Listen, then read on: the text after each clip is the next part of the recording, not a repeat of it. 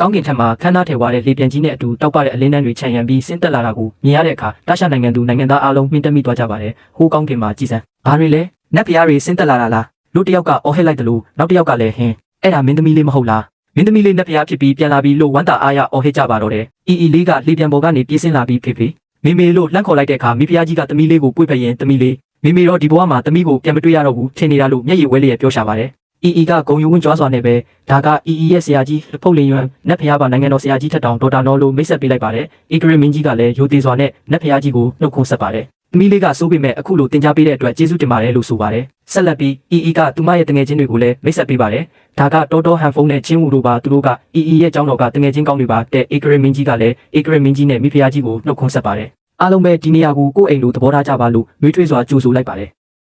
လာတဲ့ရတနာတွေကိုမြင်တော့မိဖုရားကြီးကအီလေးဒါတွေကိုသမီးဘာသာစားဖို့ဝတ်ဖို့ထားလိုက်ပါလားလို့အာနာတကြီးပြောပေမဲ့ကခေါင်းလေးခါပြီးဟင်းမှာအများကြီးရှိသေးတယ်ကကျောင်းတော်မှာတကယ်ကိုအောင်မြင်နေတာဆရာကြီးရဲ့ဓာတ်ရိုက်တပည့်ဖြစ်တယ်လို့တခြားတပည့်တွေရဲ့ဦးလေးစီနီယာလည်းဖြစ်နေပြီ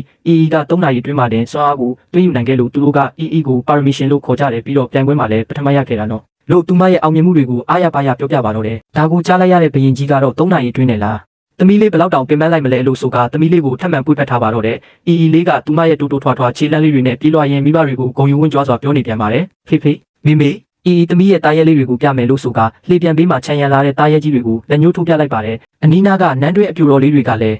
မင်းသမီးလေးကတကယ်နက်ဖျားဖြစ်လာတာပဲတားရဲတွေတောင်ပါလာသေးတယ်အခုတော့ဘသူကငါတို့တာရှနိုင်ငံကိုအနိုင်ကျင့်ရအောင်မလဲလို့အားတက်တယ်ပြောဆိုနေကြပါတယ်ရဲ့အကိုကြီးကလည်းညီမလေးကိုအလွမ်းတဲ့ရင်အကိုကြီးသမီးကိုလွမ်းနေတာတလားပဲရှိသေးတာကိုအကိုကြီးကတော့အကြာကြီးလို့ထင်နေတာလို့ဆိုကခေါင်းလေးကိုပုတ်ပေးရှာပါတယ်ကသူမရဲ့အောင်မြင်မှုတွေကိုတက်တည်ထူချင်တာကြောင့်ဖေမေအောင်မြင်နေပြီဆိုတာဆရာကြီးပြောပြပေးပါလို့ပူစာလိုက်ပါတယ်ဆရာကြီးဖုန်လင်ယွန်ကလည်းတင်းငိမ်စွာနဲ့ပဲကငါးပါးစုံစားအပြင်ပါကလျှက်စီးစွမ်းအားမြစ်ခါကိုပိုင်ဆိုင်ထားတာဒါကကြင်ကြံခြင်းလောကမှာနှစ်တစ်ထောင်မှတစ်ခါပေါ်တဲ့ပါရမီမျိုးပါပြီးတော့တော်ချင်းဝူယွန်းကြီးနဲ့ဟန်ဖုန်းတို့ကလည်းထူးခြားတဲ့ပါရမီရှင်တွေပါကသူတို့အားလုံးကိုအနိုင်ယူခဲ့တာပါလို့အတည်ပြုပေးလိုက်တဲ့အခါဂရမင်းကြီးတို့ဇနီးမောင်နှံမှာအန်အော်ဝမ်းတာမဆုံးဖြစ်သွားကြပါတယ်ဒါပေမဲ့အကိုဖြစ်သူကတော့ညီမလေးရဲ့စူးစမ်းမှုကိုသာရှေ့တန်းတင်ပြီးညီမလေးဒီတလအတွင်းမှာဘယ်လောက်တောင်ပင်ပန်းလိုက်မလဲလို့တနာတကြီးမေးရှာပါတယ်ကလည်းသူမရဲ့ပင်ပန်းဆင်းရဲမှုတွေကိုစီကာဘက်ကုံပြောပြပါတော့တယ်ကနေတိုင်းဓာတ်ချက်တစ်ထောင်ဝေရမ်းရတဲ့အခြေခံကျင့်စဉ်900လောက်ရတဲ့လျှက်စီးစွမ်းအားကိုထိန်းချုပ်ရတဲ့စာလဲဖက်ရတယ်ဒါပေမဲ့ကတော်တယ်နော်ဒါပေမဲ့လူသားလောကမှာစွမ်းအားတွေတုံးရင်ကျင့်ကြံမှုကိုထိခိုက်နိုင်လို့အစွမ်းမပြတော့ဘူးလို့လူကြီးတယောက်လိုအလေးနဲ့ပြောလိုက်တာကြောင့်ဘေးကနားထောင်နေတဲ့ဆရာကြီးနဲ့တငယ်ချင်းတွေမှာပြုံးစီစီနဲ့လေးရဲ့လူရည်တန်းပုံစံဖမ်းမှုကိုကြည့်နေကြပါတော့တယ်နန်းတော်ထဲမှာပျော်ရွှင်စရာအချိန်တွေကုန်ဆုံးပြီးနောက်တို့တငယ်ချင်းတစုကျောင်းတော်ကိုပြန်ဖို့အချိန်ရောက်လာပါပြီဖေမေသွားတော့မယ်နန်းတော်ကမုံတွေကအရန်စားကောင်းတာပဲတော်ကထဆားကျင်သေးတယ်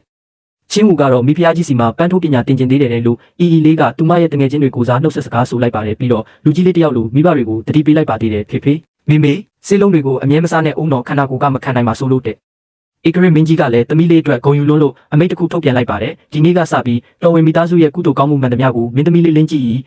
ရဲ့နာမည်နဲ့ပဲပြုလုပ်ကြရမယ်မိဖုရားကြီးရဲ့အသုံးစေးတစ်ဝက်ကိုလည်းနာမည်နဲ့မိဘမဲ့ကေဟာစောက်ဖို့သုံးမယ်သမီးလေးပေးခဲ့တဲ့စေးလုံးတွေကြောင့်မိဖုရားကြီးမှလည်းတိတိတတ်တာနုပြဝင်းပတ်လာပြီးအရှင်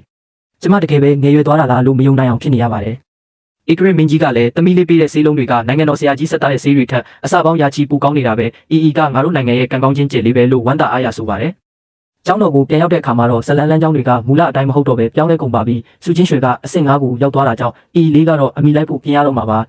စိတ်လှုပ်ရှားစွာနဲ့ဆရာကြီးဘယ်တော့ဒါစီပြီးပြန်လို့ရမှာလဲလို့မေးလိုက်ပါတယ်ဆရာကြီးကမင်းကအဆင့်4ပဲရှိသေးတာအခြေခံရင်လို့ဦးအဆင့်9ရောက်ရင်ဆရာကိုယ်တိုင်တင်ပေးမယ်လို့ဖြေတဲ့အခါလေးကတကယ်လားဒါဆိုပူကြိုးစားမယ်လူတက်ကြွစွာကျုံးဝလိုက်ပါတယ်တစ်ဖက်မှာလည်းစုချင်းရွှေကတော့သူမရဲ့တိုးတက်လာတဲ့စွမ်းအားတွေကိုယုံကြည်မှုရှိနေပြီးအဆင့်9ရောက်ပြီးနောက်တစ်ခါကျရင်ကိုငါကျင်းတေပေါက်အနိုင်ယူပြမယ်လို့စိတ်ထဲကနေကြိတ်ပြောနေပါတယ်ဆရာကြီးကလေးအတွက်ထူးခြားတဲ့လျှက်စီးစွာရှိတဲ့တားရဲလေးတစ်ကောင်ကိုလက်ဆောင်ပေးလိုက်ပါတယ်တားရဲလေးကလည်းကိုမြင်ချင်းမှာပဲသဘောကျသွားပြီးဝါလျှက်စီးစွာအားတွေကအရန်ကောင်းတာပဲဒီတခင်နောက်လိုက်ရတာမစိုးဘူးပဲလို့စိတ်ထဲကကြည်နေနေရှာပါတယ်လေးကတော့သူမရဲ့ထုံးစံအတိုင်းနာမည်ပေးဖို့စဉ်းစားပါတော့တယ်တားရဲလေးမင်းနာမည်ကိုဘယ်လိုပေးရင်ကောင်းမလဲလျှက်စီးကာပီလီယုံလေးတီကာလို့ပဲခေါ်မယ်နတ်ဖျားသားရဲလေးခများတော့သူ့နာမည်ကိုကြားပြီးငါကနတ်ဖျားသားရဲပါဆိုမှနာမည်ကလေးတီကာလေလားရှက်စရာကြီးဒါပေမဲ့ဒီမှာနေရတာအနှိတ်ခံရတာရောအသားလုံးကျွေးတာရောဆိုတော့အဆင်ပြေသားပဲလို့သူ့ဘဝသူပြန်ဖြေသိမ့်နေရပါတယ်ကျောင်းတော်ကတခြားတပည့်တွေကတော့ကိုကြည့်ပြီးအားကြမဆုံးဖြစ်နေကြပါတယ်လေးက3နှစ်နဲ့တင်သားရဲရနေပြီလားငါတို့ကဝင်တာ10နှစ်ရှိပြီးညက်တကောင်တော့မရသေးဘူးလို့တီတို့ရေရွတ်နေကြပါတယ်ခဏကြာတော့ကဆရာကြီးစီပြေးသွားပြီးဆရာကြီ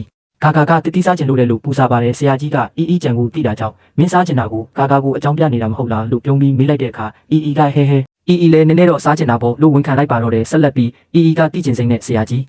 ဂါဂါကဘာလို့အသားပဲစားတာလဲလို့မေးပါတယ်ဆရာကြီးကတားရဲတွေကအမျိုးစားမတူဘူးလေဂါဂါကအသားစားတဲ့အမျိုးစားပေါ်လို့ရှင်းပြပါတယ်အီကချက်ချင်းပဲဒါဆိုအီကရောအသားရောတတိရောနှမျိုးလုံးစားလို့ရလားလို့မေးပြန်ရဆရာကြီးကရေမောပြီးရတာပေါ့ဒါပေမဲ့အများကြီးတော့မစားနဲ့အောင်တော်လို့မှကြားလိုက်ပါတယ်အီလေးကပျော်ရွှင်စွာနဲ့တိပါပြီဆရာကြီးကအတွက်အကောင်းဆုံးပဲလို့ပြောရင်းဂါဂါနဲ့အတူမုတ်စားဖို့ထွက်ပြေးသွားပါတော့တယ်ဗျာ